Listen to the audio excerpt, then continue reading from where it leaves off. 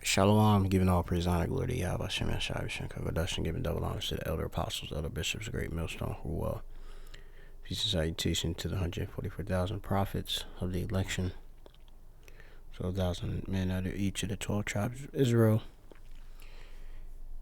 and of course, shalom to the remnant of the elect, men, women, and children who are not prophets, but are believers in the words of Yahweh, Hashem, Yahshua, Hashem, Kavadash. Shalom to the Israelite foreigners, like it's a speckled bird that look like the heathen nations where they've been scattered to, but by the word of fathers go back to Abraham, Isaac, and Jacob. Shemai Mappa, this is Mappa from the Great Millstone Plaintables Camp, coming with another wee lesson.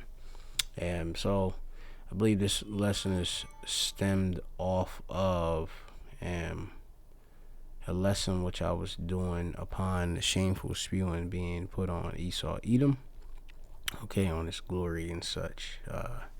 Things are just coming out about this man's history, how he's they're the wicked, and how their past, big shameful past is enslaving the children of Israel. Okay, let me get one scripture.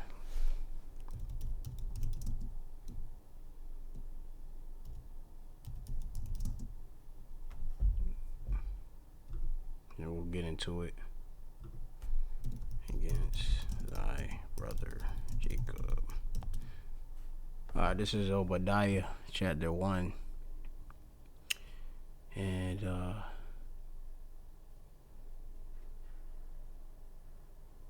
10. It says, for thy violence against thy brother Jacob. Which is, remember, this is the vision of Obadiah or Obadiah.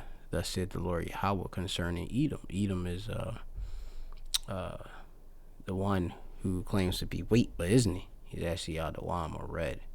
All right, and the ruling elite class are, of course, of the house of Edom. All right, which are the wicked.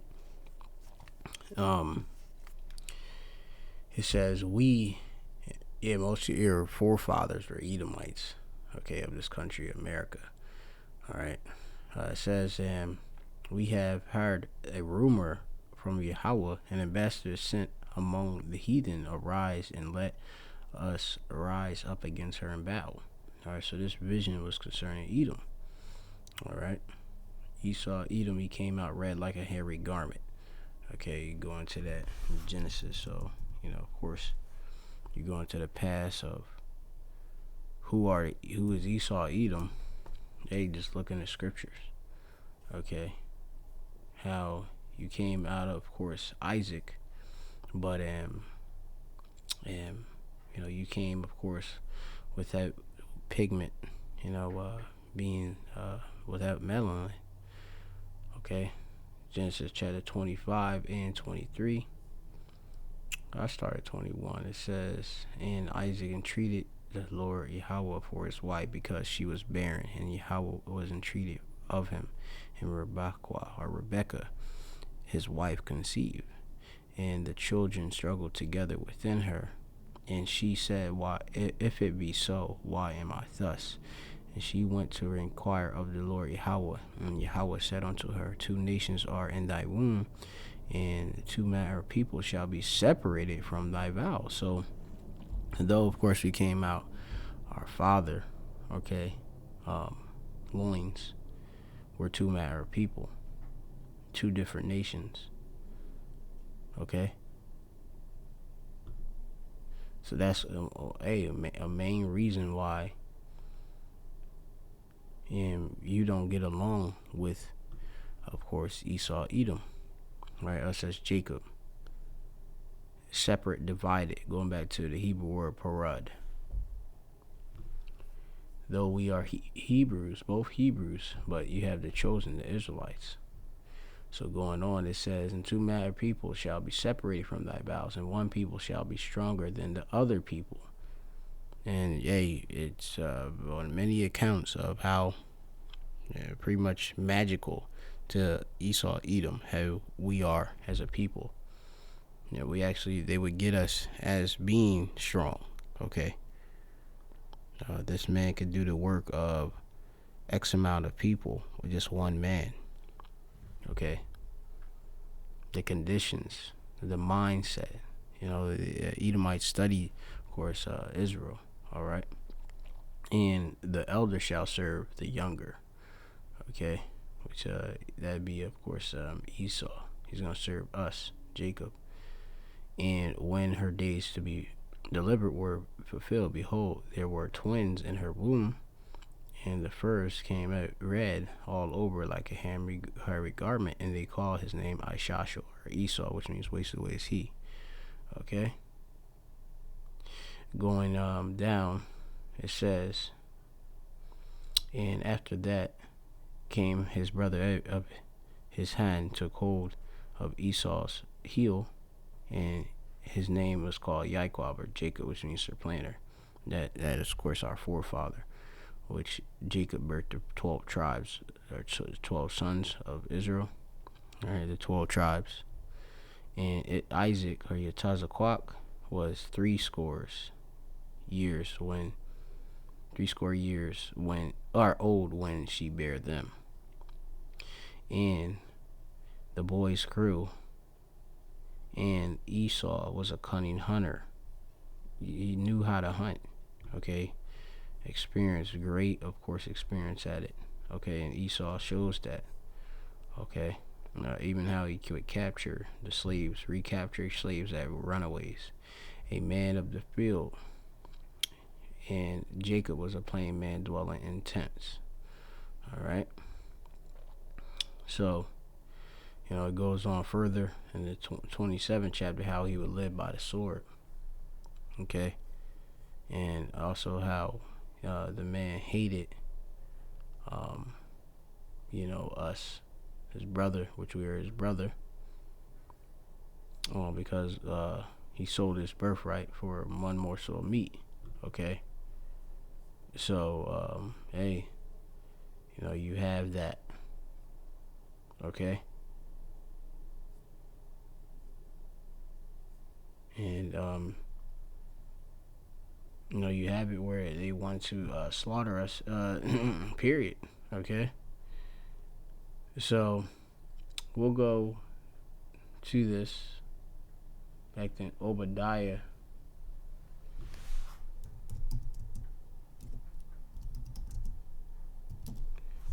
And it says here that for thy violence against thy brother Jacob, shame shall cover thee, and thou shalt be cut off forever. So the Edomites are going to get cut off after 1,000 years of slavery. Okay, there will be the destruction of the Edomites, which you'll read in this chapter. Okay, and the 18th verse. So now, you have the shame, which I'll define shame.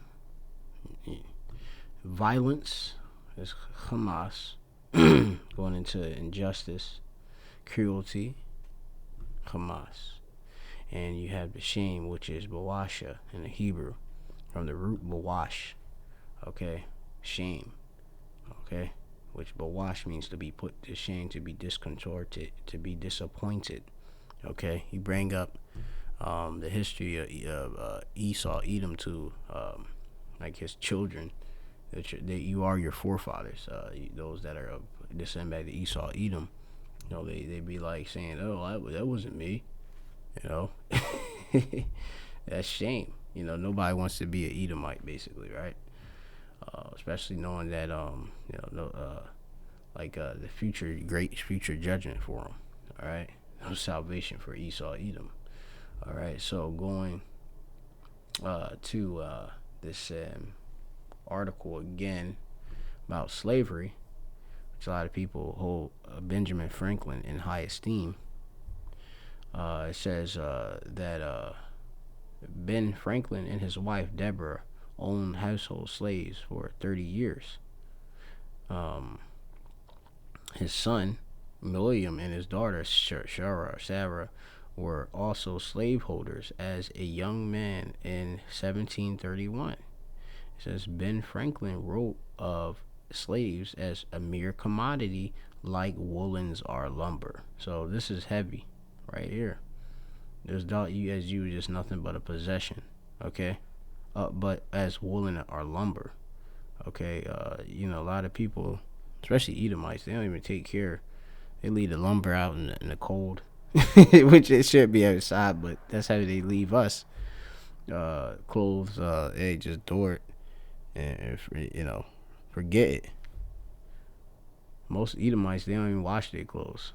But going on, often, yeah, they got some that don't even wash clothes. But it says the smallpox has quite left the city. The number of those who died here of that distemper is exactly 288. 64 of the number were Negroes. So, you know, um, so-called Negroes, which would be the tribe of Judah, hey, had got smallpox too. Given by Edomites. Okay, going to the history. All right, how they brung it over here. It says, and it killed like a lot of Native Americans and Jake too. As you see, our other Hebrews, our Negroes, the tribe of Judah. If these be valued one with another at 30 pounds per head, the loss to the city in that article is near to 20,000 pounds. All right, pounds sterling. Okay, that's money. All right. It says that because remember they're under British rule at that time. Okay, before American foundation. It says later Franklin expressed opposition to slavery. Yeah. Though it not initially on moral grounds. Rather, he said slave labor was made so-called white people lazy. That's what they saying. Meanwhile, Franklin's newspaper, the Pennsylvania Gazette, which we can see if that is still in circulation. It go back to Ben Franklin. Contained countless paid advertisement for the sale of slaves. So this man was an advertiser for the buying of Jake, as well as notice about runaway slaves. Right, they recaptured him. Remember, he's a cunning hunter. Every often an advert or advertisement of hard-working black servant ended with the words "Inquire of the printer hereof." In other words, Franklin himself would handle the sale and take a commission. So there you go. This man was a slave seller, okay, and he getting bread. All right, never worked for free, right? Example: to be sold a likely young Negro woman can wash or iron or do any kind of housework as is fit for either town or country, with 2 children. Okay, inquire of George Harding Skinner or the printer hereof. Another ad said a female slave would be sold with her 2-year-old son, but another boy aged about 6 years, who is the son of the above said woman, will be sold with his mother or by himself as the buyer pleases. And these are curses that befall us. Okay, the separation of family, okay, which proves that we are the Israelites. Okay, these different curses that been put upon us is a distinguishing mark that so-called Negroes, Latinos, and Native Americans, which they all went into slavery, still in slavery, still to this day. Um, Instead of being a hardcore bondage, physically it's a mental bondage. Um, you have it where we're still in our possessor's hand. Okay. Though many Edomites say go back to Africa, which we were there in Africa because we fled back in before us, like 70 AD. You had us fleeing to the western interiors of Africa. Okay, and we set up different dwellings, and then of course we were taken. Okay, when you read Joel the 3rd chapter, it says here,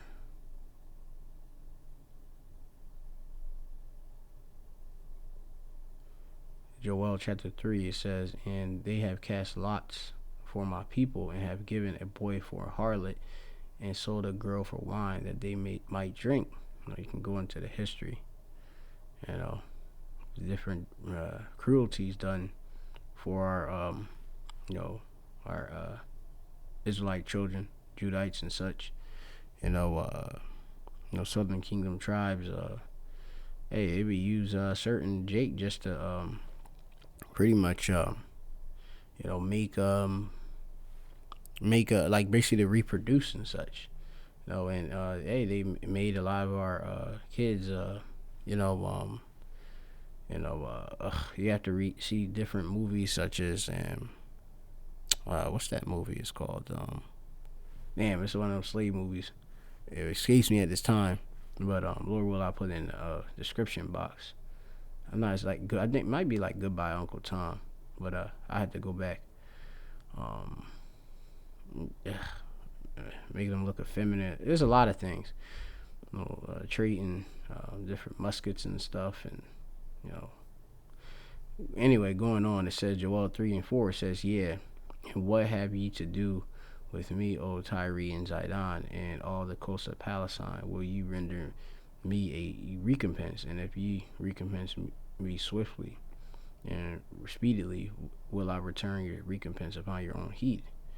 All right, going down, because you have taken my silver and my gold, and have carried into your temple my goodly and pleasant things. The children also of Judah and the children of Jerusalem, both the southern tribes, so-called Negroes, West Indians, and Haitians, and also Jerusalem, which would be your Latins and Latinos and Native Americans. Ye have you sold unto the Grecians, the Edomites, that ye might remove them far from their border. All right, we're from Israel. Okay. You have it with the triangular slave trade, with Ishmael, so-called Arabs and Africans, and Edomites in the slave trade, and that's here. Okay. Behold, I will raise them out of the place whither ye have sold them, and the Lord's gonna redeem his elect. Okay. And will return your recompense upon your own head, and there's gonna be payback. And then I can get the one curse. Got a couple curses about the separation. Okay, you go to Deuteronomy 28 chapter, which just proves that we are the Israelites. It was prophesied that we would go into these different curses. Okay.